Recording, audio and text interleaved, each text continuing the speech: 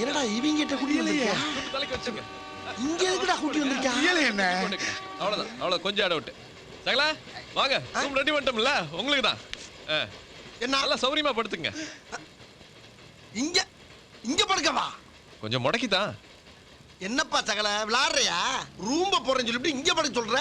இவங்க யார் தெரியுமில்ல? மோசமானவங்க. இவனுங்களை நம்பி எவனாச்சும் கூட படுத்தான் சீரழிஞ்சு சின்ன பணமாயிருவான் தெரியுமா உனக்கு?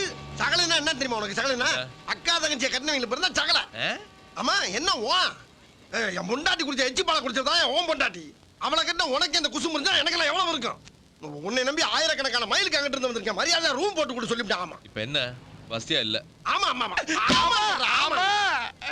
நீ ஊருக்கு கிளம்பு. இதே நீ ஊருக்கு கிளம்பு. என்ன சகல நான் இங்க தானே படுக்க மாட்டேன்னு சொன்னேன். மொட்டை மாடியில படுக்க மாட்டேன்னு சொன்னா என்ன அப்படி கோச்சிக்கிற நீ?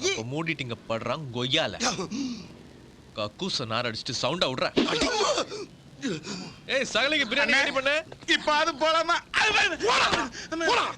கொய்யால அடுங்க மாப்ள தூக்கம் வருது.